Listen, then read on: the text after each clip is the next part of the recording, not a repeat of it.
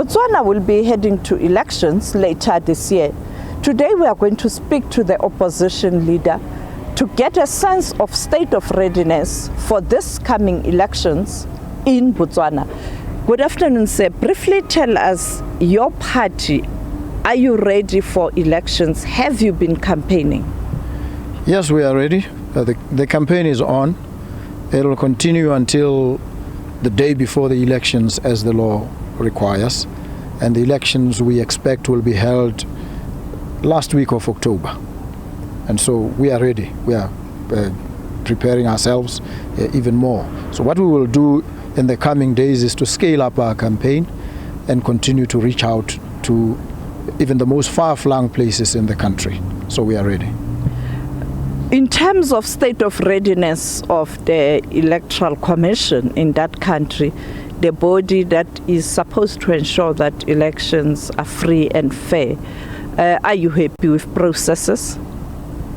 Well, we are not, and there are many reasons why we are not. Number one, we faced a serious challenge during the voter registration exercise when we demanded that all the political parties and all interested players be allowed to observe the process of registration itself. The Independent Electoral Commission refused.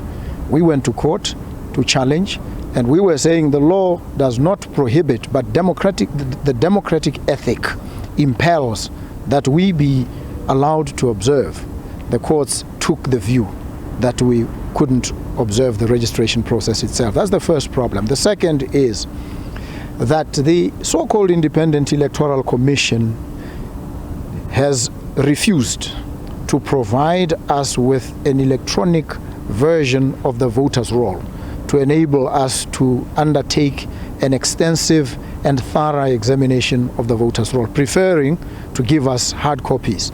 And you can imagine having to examine mountains of paper in relation to slightly over 1 million voters. That's a huge challenge. That has also incensed us, and it is an indication of the inability of the so-called Independent Electoral Commission to conduct a free and fair election. So it exposes their bias, it exposes the fact that they are not as independent as they purport. Have you engaged the Electoral Commission? Because when you are aggrieved, the best thing to do is to engage the concerned parties.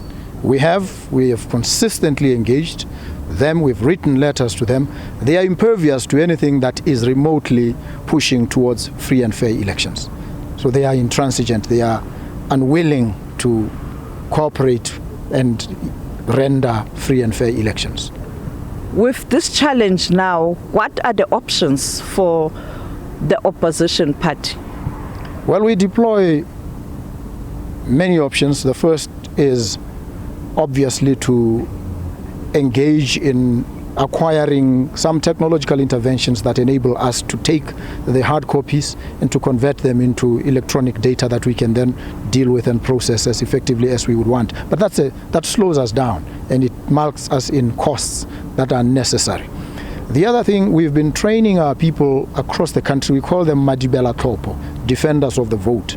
That is a very formidable contingent that is ready to ensure that there's effective monitoring of the electoral system and processes on the day of elections and all the way towards the counting and delivery of results. Thank you so much, sir, for your time. As you can see, we are currently looking at elections on the continent. With Rwanda off the way, we are now focusing our attention on the coming elections in Botswana.